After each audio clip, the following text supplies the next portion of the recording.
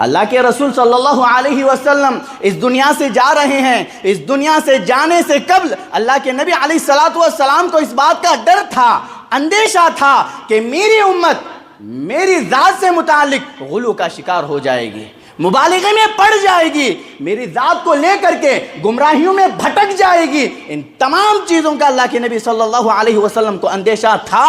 اللہ کے نبی نے اس بات کی وضاحت کر دی.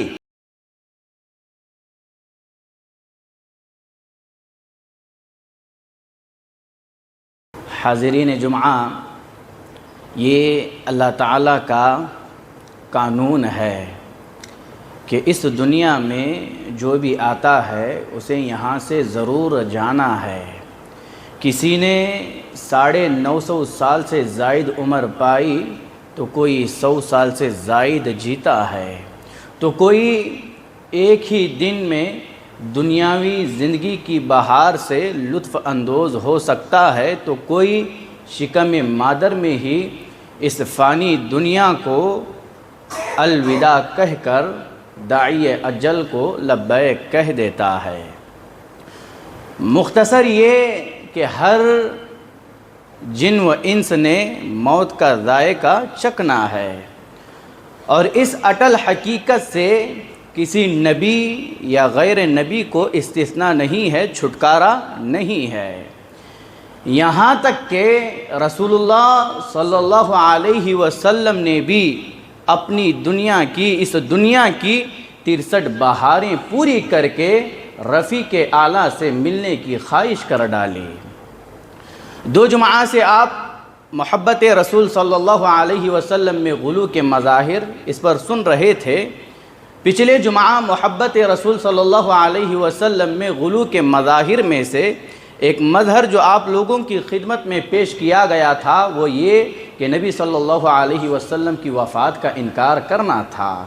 تو اسی مناسبت سے کسی اور عنوان پر آپ لوگوں کے سامنے روشنی ڈالی جائے تو میں نے یہ بہتر اور مناسب سمجھا کہ اسی عنوان کو آگے لے کر کے چلتے ہیں, اور آج کے اس خطبہ جمعہ میں رسول اللہ صلی اللہ علیہ وسلم کی وفات سے قبل کی علامات اور نبی صلی اللہ علیہ وسلم کی وفات سے قبل کے جو ایام ہیں بڑے ہی دکھ اور درد بھرے ہیں, اسی پر آج انشاءاللہ روشنی ڈالی جائے گی.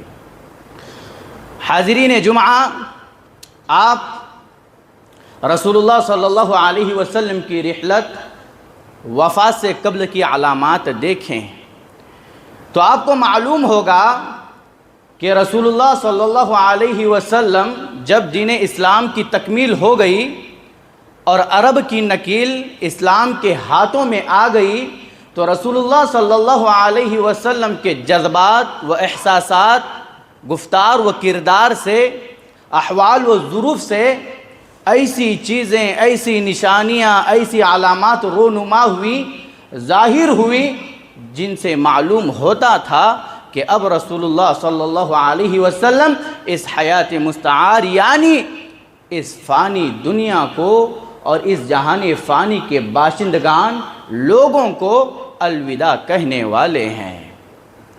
آپ قرآن مجید کی آیت کریمہ پڑھیں, اللہ تعالیٰ کہتا ہے قل ان صلاتی و نسکی و محیای و مماتی للہ رب العالمین لا شریک لہ و بذالک امرت و انا اول المسلمین. اللہ تعالیٰ کہہ رہا ہے اے نبی صلی اللہ علیہ وسلم آپ کہہ دیجئے کہ میری تمام بدنی عبادتیں, میری تمام مالی عبادتیں, میری موت, میری زندگی سب کے سب اللہ تعالیٰ کے لیے ہے جس کا کوئی شریک نہیں ہے.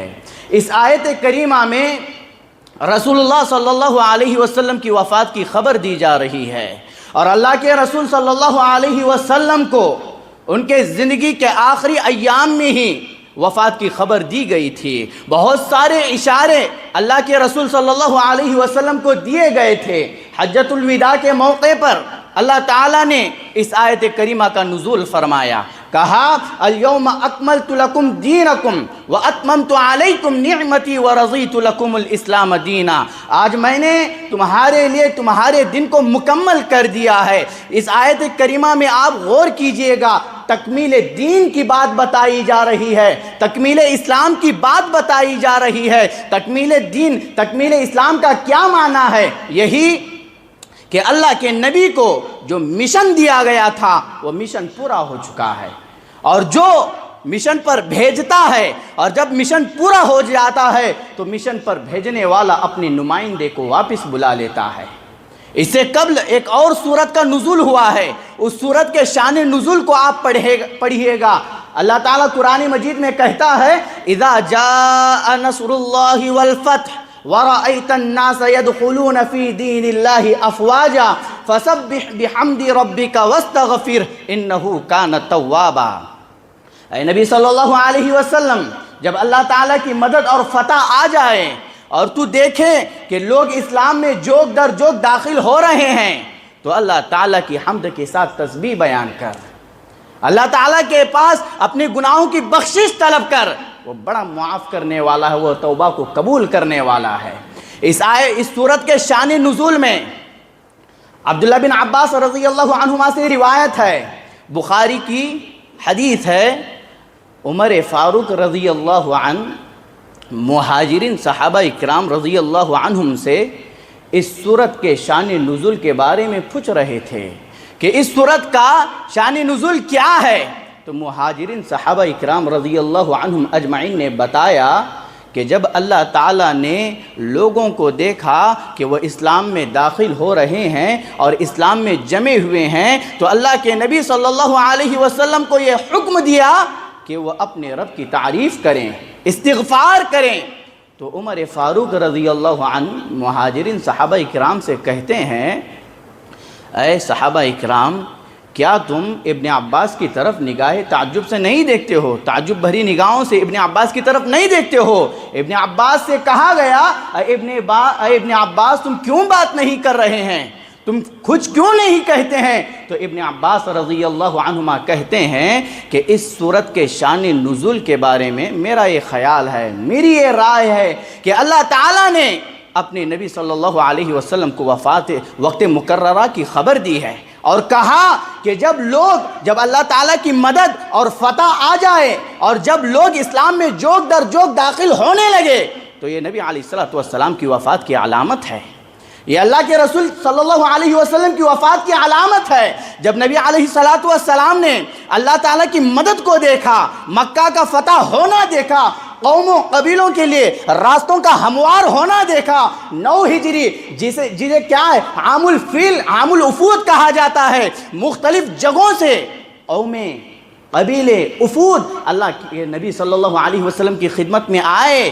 اسلام کو قبول کیا، اسلام پر جمے رہے۔ ان ساری چیزوں کو جب اللہ کے رسول صلی اللہ علیہ وسلم نے دیکھا تو اپنی وفات کی خبر سمجھا، اور اللہ تعالیٰ نے بھی کہا اے نبی جب آپ نے دیکھا کہ میری مدد آ چکی ہے اور مکہ فتح ہو چکا ہے، قومی قبیلوں کے لیے راستے ہموار ہو چکے ہیں، تو آگے آپ کو ایک کام کرنا ہے، وہ یہ کہ آپ کو میری تعریف کرنی ہے، استغفار کرنا ہے۔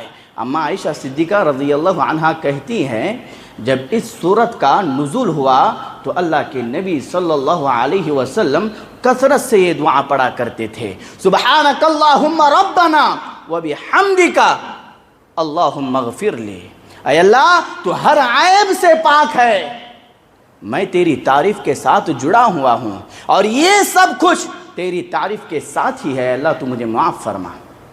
آپ دیکھیں جب معاذ بن جبل رضی اللہ عنہ کو اللہ کے نبی صلی اللہ علیہ وسلم یمن کی طرف روانہ کر رہے تھے تو کہا کہ اے معاذ اس کے بعد تیری مجھ سے ملاقات نہ ہو سکے گی، ہماری ملاقات نہ ہو سکے گی۔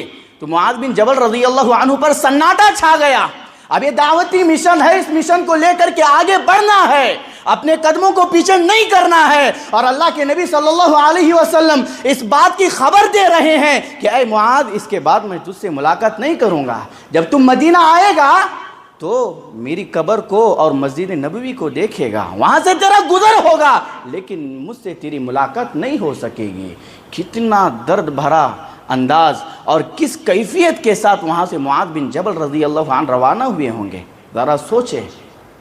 اور میرے بھائیوں، اللہ کے نبی علیہ الصلوۃ والسلام کے حجۃ الوداع کے اس خطبے کو دیکھیے گا، اس پر جمعہ کے جمعہ ختم ہو جائیں گے، اتنی اہم باتیں اللہ کے نبی صلی اللہ علیہ وسلم نے اپنے آخری خطبے میں کہی ہے۔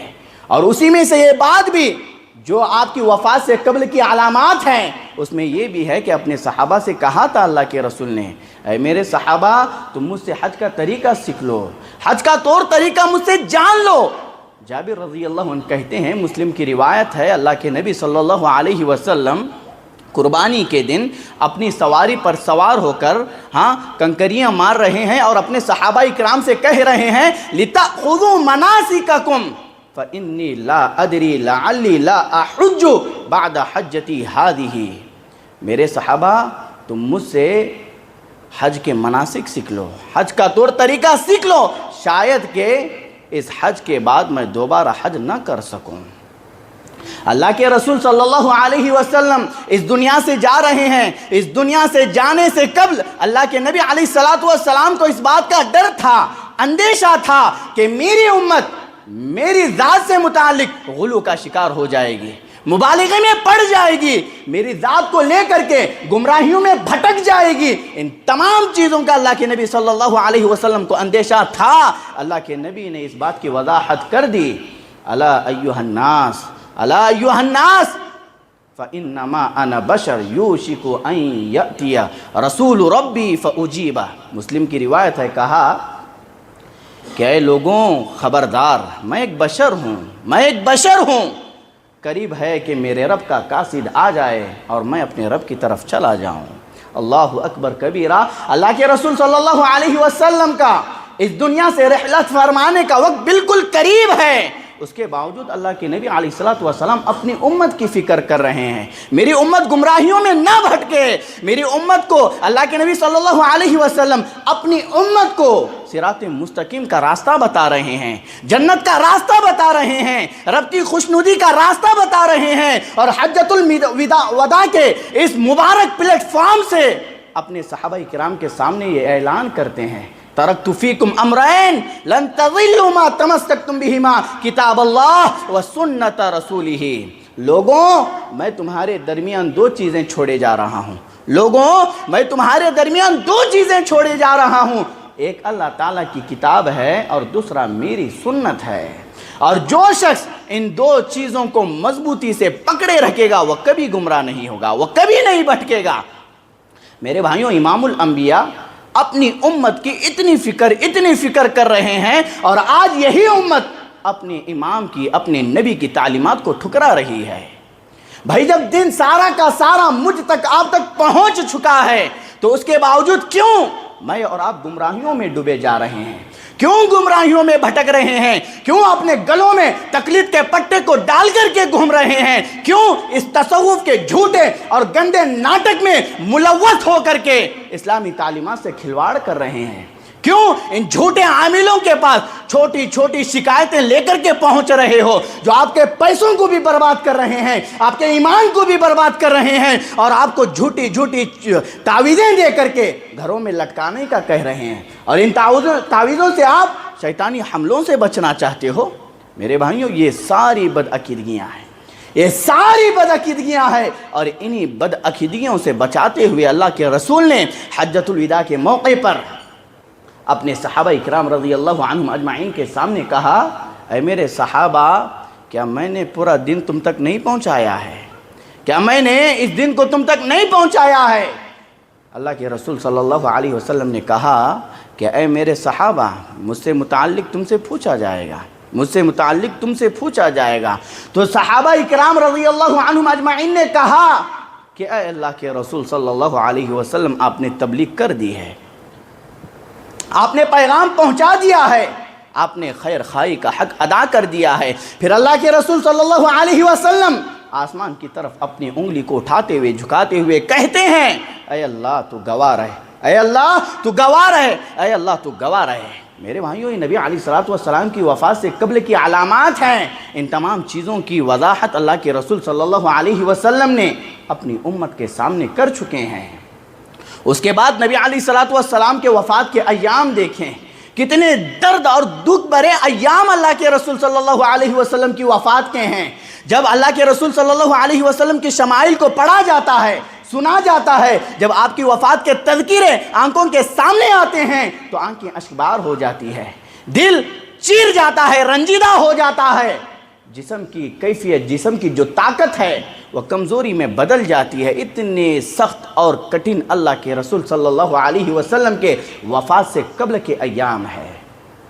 اللہ کے رسول صلی اللہ علیہ وسلم کا جو مرض تھا، جو بیماری تھی، وہ 29 صفر 11 ہجری کو شروع ہوتا ہے، اور اتنا سخت مرض، اتنی سخت بیماری تھی کہ میرے بھائیوں، اللہ کے رسول صلی اللہ علیہ وسلم کو اتنا شدید بخار چڑھ جاتا ہے کہ آپ کے سر پر پٹی بندھی ہوئی ہوتی ہے، اس پٹی کے اوپر سے اللہ کے رسول صلی اللہ علیہ وسلم کی اس حرارت کو محسوس کیا جا رہا تھا۔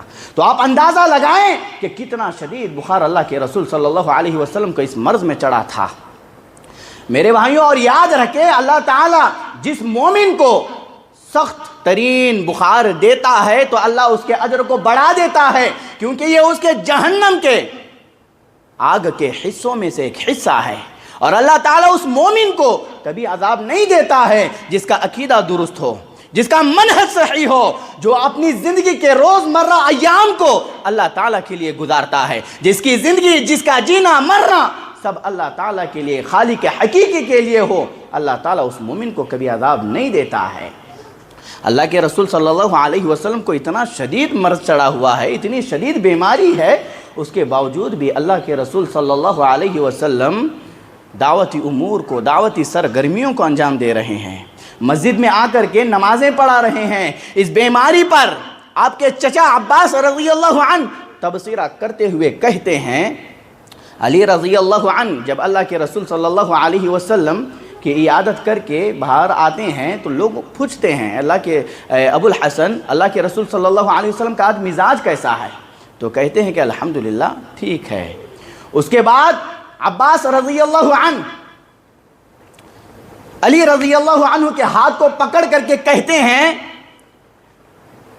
وَإِنِّي وَاللَّهِ لَأَرَى رسول اللہ صلی اللہ علیہ وسلم سوف يتوفى من وجعه هذا انی لأعرف وجوہ بنی عبد المطلب عند الموت۔ کہتے ہیں کہ اللہ کے رسول صلی اللہ علیہ وسلم جس بیماری میں مبتلا ہے، مجھے ایسے آثار نظر آ رہے ہیں کہ اللہ کے رسول صلی اللہ علیہ وسلم اس بیماری سے صحت نہیں پا سکیں گے، کیونکہ موت کے قریب جو بنی عبد المطلب کے جو چہرے ہیں، ان چہروں کی شناخت، ان چہروں کی پہچان مجھے خوب ہے۔ اللہ کے رسول صلی اللہ علیہ وسلم اس مرض سے چھٹکارا نہیں پائیں گے۔ یہ اللہ کے رسول صلی اللہ علیہ وسلم کی وفات سے قبل کے ایام ہیں۔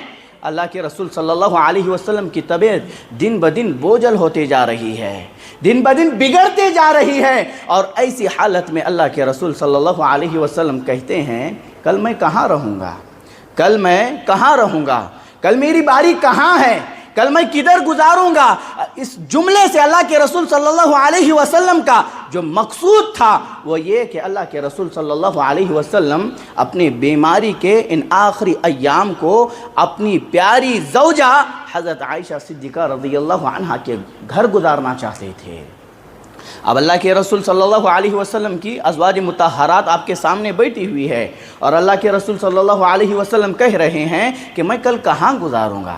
کل میری کہاں باری ہے؟ کل میں کہاں رہوں گا؟ تو ازواج مطہرات اللہ کے رسول صلی اللہ علیہ وسلم کے اس جملے سے سمجھ جاتی ہیں کہ آپ کیا کہنا چاہتے ہیں، اور کہتی ہیں کہ اللہ کے رسول آپ جہاں چاہے گزاریں، اجازت دے دیتی ہے۔ اللہ اکبر کبیرہ۔ میرے بھائیوں، ایک کامیاب شوہر کیسے ہوتا ہے؟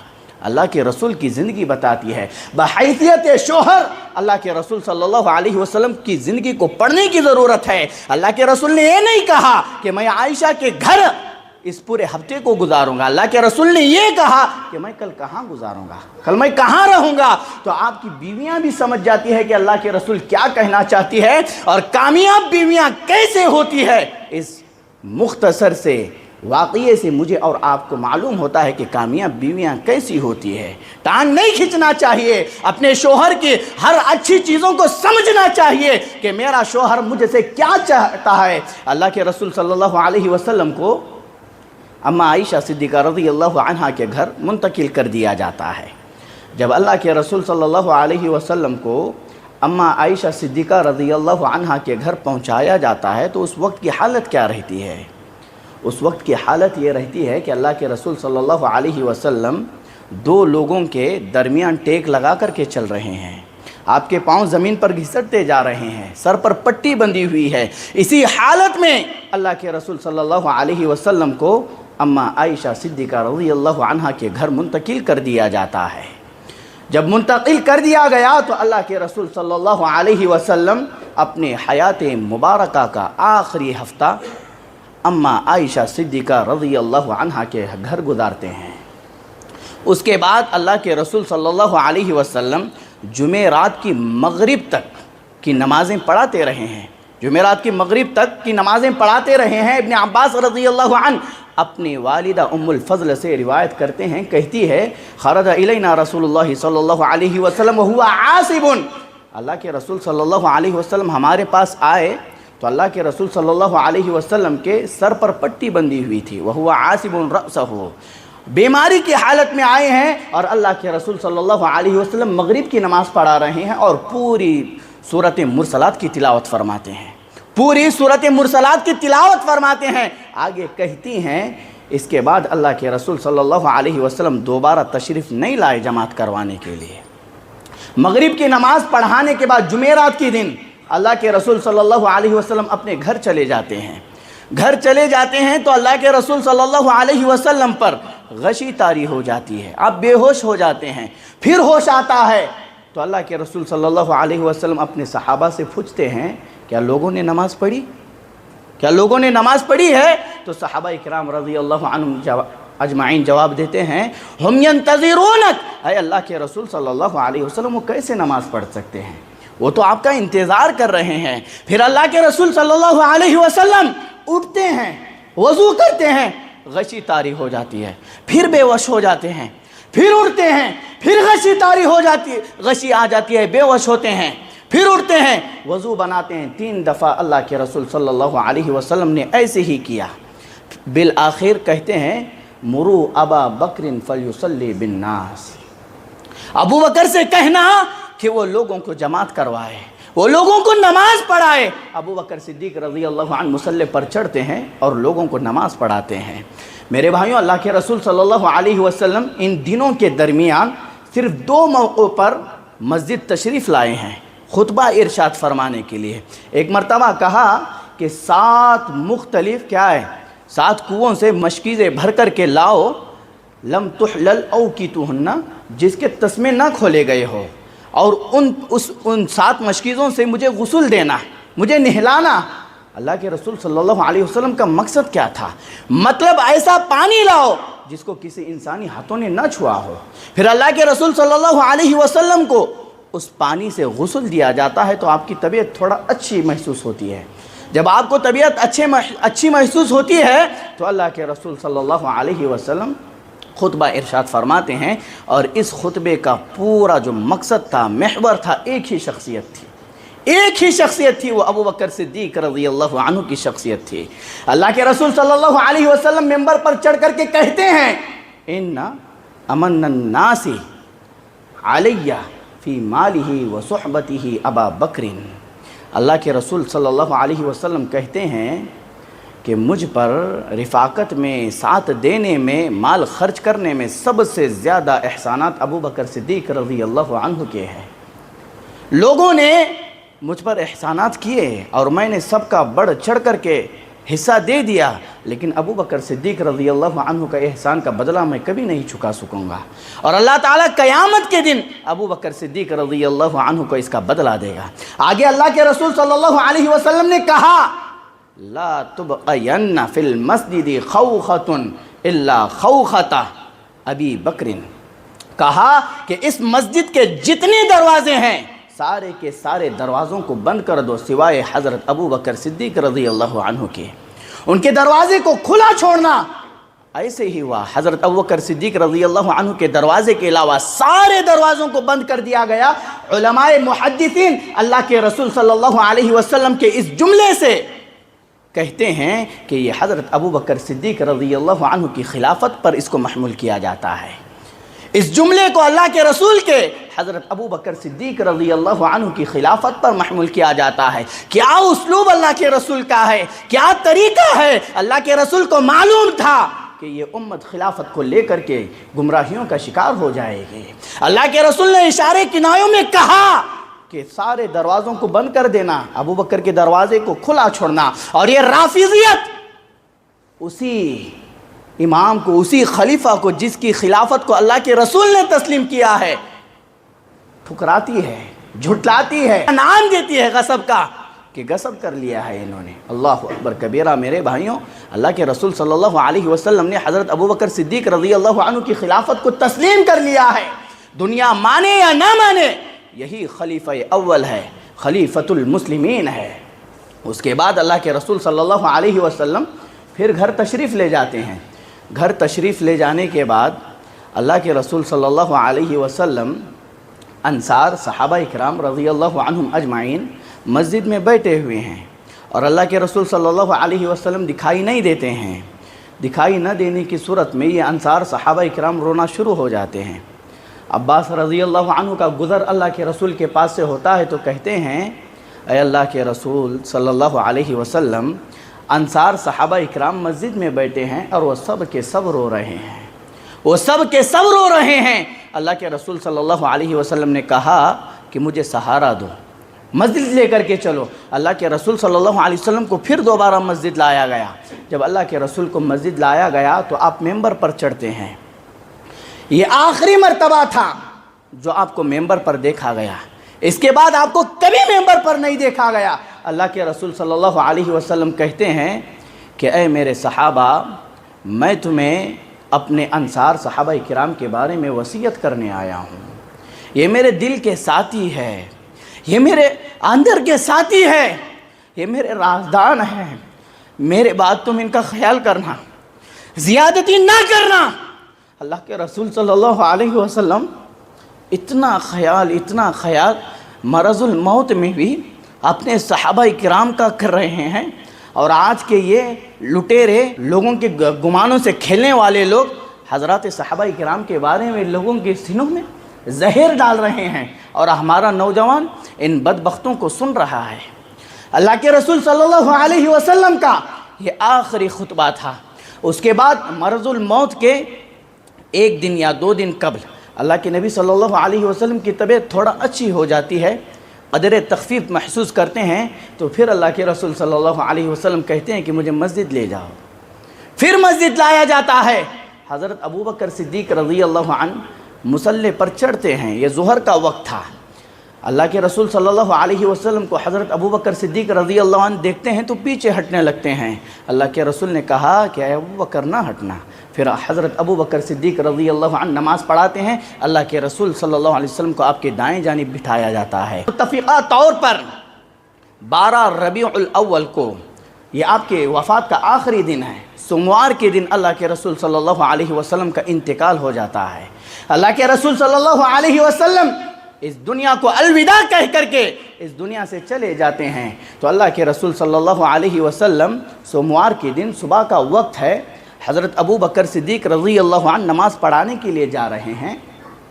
اللہ کے رسول صلی اللہ علیہ وسلم اپنے حجر مبارکہ سے پردے کو ہٹاتے ہیں، تو حضرت انس رضی اللہ عنہ کہتے ہیں فَلَمَّا وَضَحَ وَجْهُ النَّبِيِّ صلی اللہ علیہ وسلم مَا نَظَرْنَا مَنظَرًا كَانَ أَعْجَبَ إِلَيْنَا مِنْ وَجْهِ النَّبِيِّ صلی اللہ علیہ وسلم حِينَ وَضَحَ لَنَا۔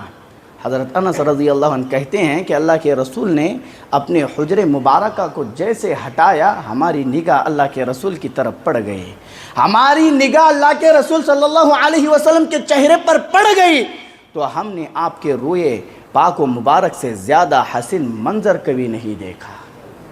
اتنا حسین منظر ہم نے اپنی زندگیوں میں کبھی نہیں دیکھا۔ پھر اللہ کے رسول صلی اللہ علیہ وسلم حضرت ابوبکر صدیق رضی اللہ عنہ کو اشارہ کرتے ہیں کہ آگے بڑھو۔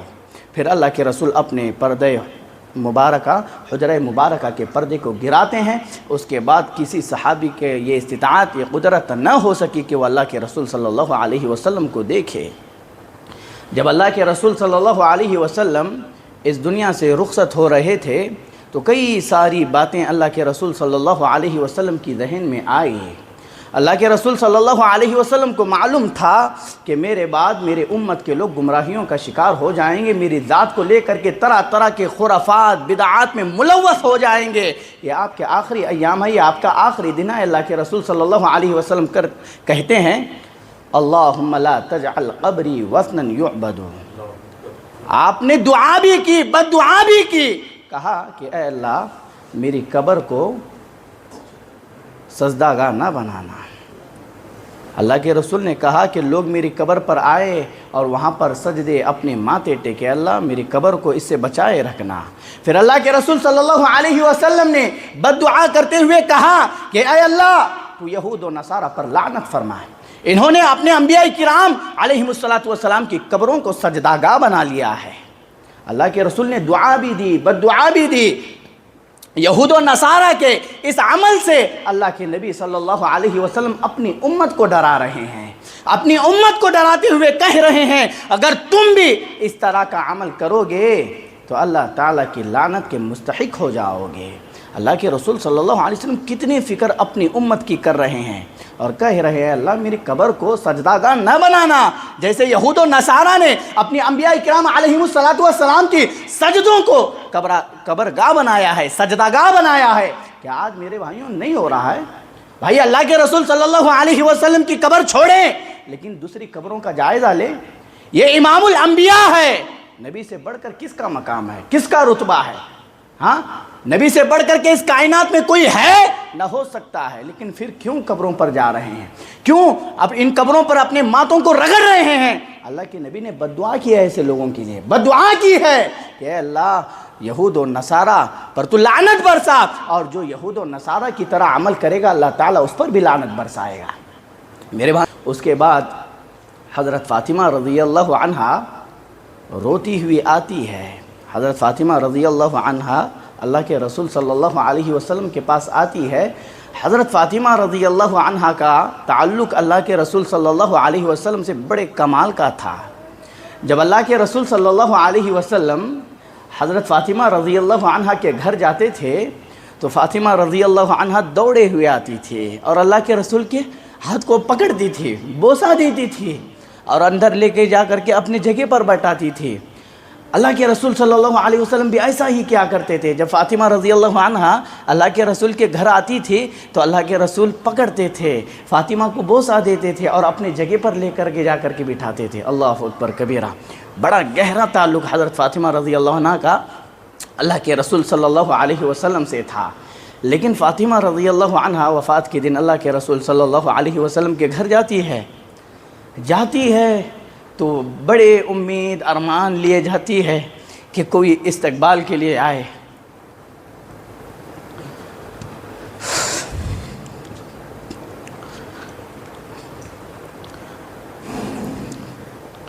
دیکھتی ہے کہ کوئی استقبال کے لیے نہیں آیا ہے، شاید دوڑے ہوئے اندر جاتی ہے اور اللہ کے رسول صلی اللہ علیہ وسلم کو گلے لگاتی ہوگی۔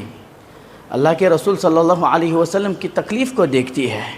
اللہ کے رسول صلی اللہ علیہ وسلم اتنی تکلیف میں ہے، کہتی ہے اے ابا جان کی تکلیف، ہے ابا جان کی تکلیف۔ یہ بخاری کی روایت ہے، جب فاطمہ رضی اللہ عنہا اپنے زبان سے یہ الفاظ نکالتی ہے، جب اللہ کے رسول وفات پاتے ہیں تو کہتی ہے کہ ہے ابا جان اپنے رب کے پاس چلے گئے، ہے ابا جان جنت الفردوس میں اپنے مقام پر چلے گئے، ہے ابا جان ہم جبرائیل علیہ السلام کو آپ کی وفات کی خبر دیں گے۔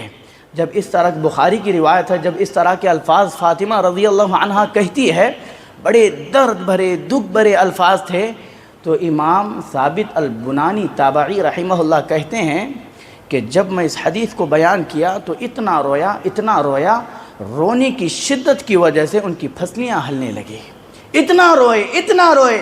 جب اللہ کے رسول صلی اللہ علیہ وسلم کی تکلیف کو فاطمہ رضی اللہ عنہا دیکھتی ہے تو کہتی ہے وہ ہے ابا جان کی تکلیف۔ تو اللہ کے رسول صلی اللہ علیہ وسلم فاطمہ رضی اللہ عنہا سے سرگوشی کرتے ہیں، کہتے ہیں کہ اے فاطمہ میں اسی مرض میں وفات پا جاؤں گا۔ دوسری مرتبہ کہتے ہیں کہ اے فاطمہ میرے گھر کے آدمیوں میں سے سب سے پہلے تو ہی مجھ سے ملاقات کرے گی۔ اس کے بعد اللہ کے رسول کہتے ہیں اے فاطمہ آج کے بعد تیرے باپ پر کوئی تکلیف نہیں آئے گی، راحت ہی راحت رہے گی۔ میرے بھائیوں اندازہ لگائیں کہ وہ 23 سالہ زندگی اللہ کے رسول صلی اللہ علیہ وسلم کی، آپ یتیمی کی حالت میں پیدا ہوئے، 6 سال کی عمر میں والدہ فوت ہو گئی، دادا نے پرورش کی، دادا بھی چلے جاتے ہیں، پھر چاچا پرورش کرتے ہیں، چاچا بھی چلے جاتے ہیں، آپ کی درد دکھ کی ساتھی آپ کی بیوی خدیجہ رضی اللہ عنہا بھی آپ کو چھوڑ کر کے چلی جاتی ہے، آپ کی ساری اولادیں آپ کے سامنے فوت ہو جاتی ہے، سوائے حضرت فاطمہ رضی اللہ عنہا کے۔ احد میں آپ کو مارا گیا، زخمی کیا گیا، کفار و مشرکین کی جانب سے ظلم و ستم کے پہاڑ آپ کے اوپر توڑے گئے، شعبہ ابی طالب میں آپ کو محصور کیا گیا، قید کر دیا گیا، پتے چابائے صحابہ کرام رضی اللہ عنہم اجمعین نے، آپ کے راستے میں کانٹے بچھائے گئے، ہر طرح کی تکلیفیں اللہ کے رسول صلی اللہ علیہ وسلم کو دی گئی۔ یہ ساری تکلیفیں اللہ کے رسول صلی اللہ علیہ وسلم کے وفات کے وقت آپ کی آنکھوں کے سامنے گزر رہی ہوگی، تو اللہ کے رسول صلی اللہ علیہ وسلم نے کہا لیس علی ابیک کرب بعد اليوم، کہ آج کے بعد تیرے باپ پر کوئی تکلیف نہیں آئے گی، راحت ہی راحت ہے۔ آپ کو ساحر کہا گیا، جادوگر کہا گیا، آپ کو شاعر کہا گیا، آپ کو مجنون دیوانہ کہا گیا، اللہ اکبر کبیرہ، آپ کے صحابہ اکرام کو آپ کے آنکھوں کے سامنے شہید کر دیا گیا۔ یہ ساری تکلیفیں 23 سالہ زندگی میں اللہ کے رسول صلی اللہ علیہ وسلم کو جو پہنچی تھی، اللہ کے رسول صلی اللہ علیہ وسلم نے اپنی بیٹی فاطمہ رضی اللہ عنہا سے کہا لیس علی ابیک کرب بعد اليوم، اے فاطمہ آج کے بعد تیرے ابا پر کوئی تکلیف نہیں ہوگی، آج کے بعد راحت ہی راحت رہے گی۔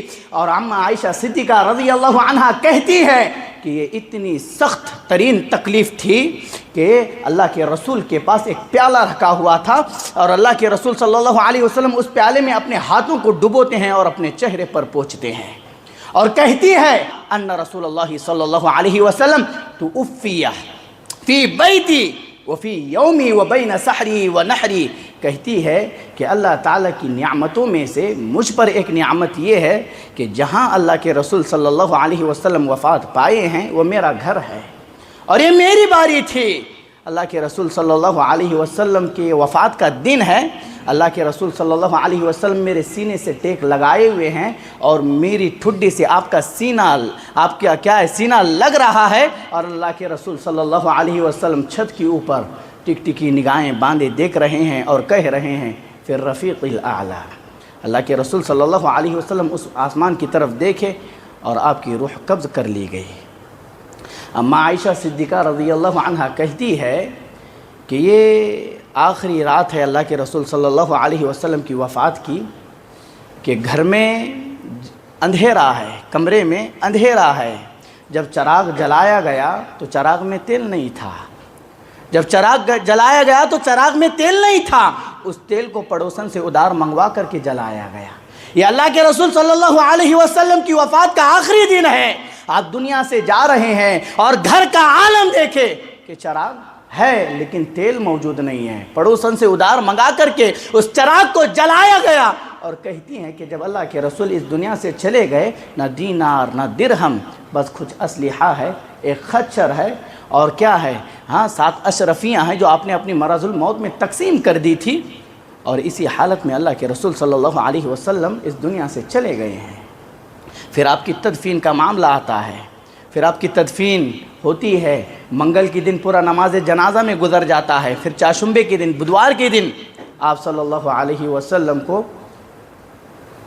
مٹی کے سپرد کر دیا جاتا ہے۔ تو فاطمہ رضی اللہ عنہا کہتی ہے اے انس، تمہارے دلوں نے یہ کیسے برداشت کیا، یہ کیسے گوارا کیا کہ تم نے اللہ کے رسول صلی اللہ علیہ وسلم کو مٹی تلے دفن کر دیا، کیسے تمہارے دلوں نے اس بات کو مانا۔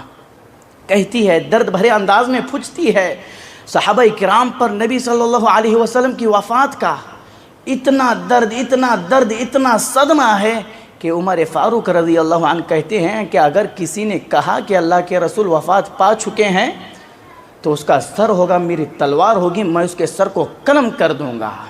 حضرت انس رضی اللہ عنہ کہتے ہیں کہ اللہ کے رسول صلی اللہ علیہ وسلم جب ہجرت کر کے مدینہ آئے تھے تو یہ روشن تھا، یہ منور تھا، جب اللہ کے رسول وفات پا گئے تو یہ تاریک ہو گیا۔ اللہ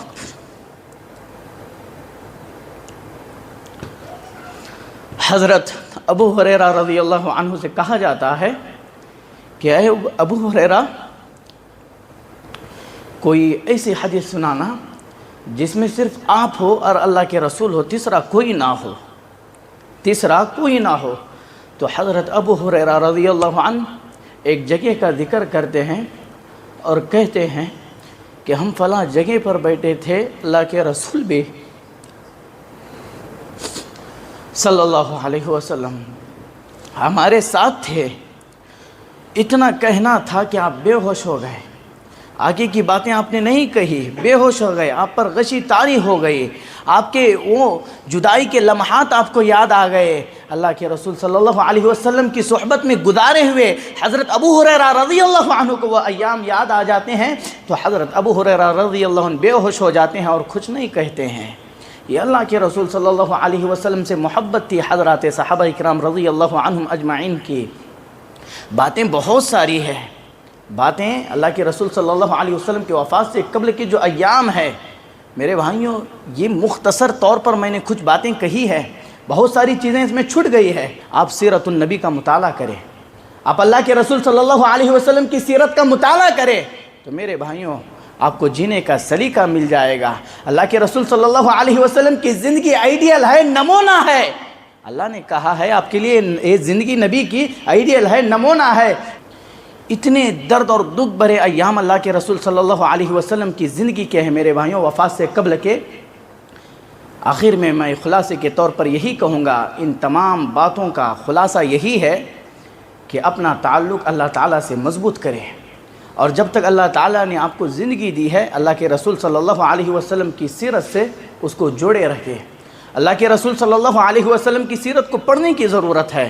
شرم تعجب ہوتا ہے، مسلمان ہونے کے باوجود بھی امام الانبیاء کی سیرت کا ان کے پاس علم نہیں ہے، وہ کچھ بھی نہیں جانتے ہیں اپنے رسول کے بارے میں، انہیں کچھ معلوم نہیں ہے، لیکن بس ہوائی باتیں کرتے ہیں، چلے زندگی ایسے ہی گزارے جاتے ہیں۔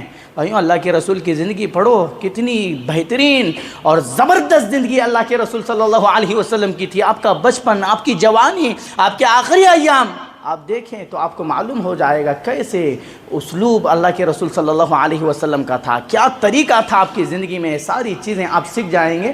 اللہ تعالیٰ سے دعا کرتے ہیں کہ جو کچھ باتیں کہی گئی ہے اللہ تعالیٰ مجھے اور آپ کو ان باتوں پر عمل کرنے والا بنائے، اور اللہ کے رسول صلی اللہ علیہ وسلم کی زندگی سے جڑ کر کے، آپ کی سیرت طیبہ کو پڑھ کر کے، آپ کی سیرت طیبہ کے مطابق اپنی زندگیوں کو گزارنے والا بنائے۔ ہم اللہ تعالیٰ سے دعا کرتے ہیں کہ اللہ تعالیٰ مجھے اور آپ کو اطیع اللہ و اطیع الرسول کے سائے میں زندگی گزارنے والا بنائے۔ اللہ تعالیٰ میری اور آپ کی جب تک زندگی باقی رکھا ہے ہم اللہ تعالیٰ کے احکامات پر عمل کرتے ہوئے، رسول اللہ صلی اللہ علیہ وسلم کی سنتوں پر عمل کرتے ہوئے ہی زندگی گزارے۔ اللہ تعالیٰ جب تک ہمیں زندہ رکھ، توحید کا علم بردار بنا کر کے زندہ رکھ۔ اے اللہ تعالیٰ ہم سے خیر کا کام لے، اے اللہ ہم سے دین اسلام کی نشر و اشاعت کا کام لے، اے اللہ ہمیں ایک ذریعہ بنا، ہمیں ایک سبب بنا کہ ہم لوگوں کو کتاب و سنت سے جوڑنے والے بنے۔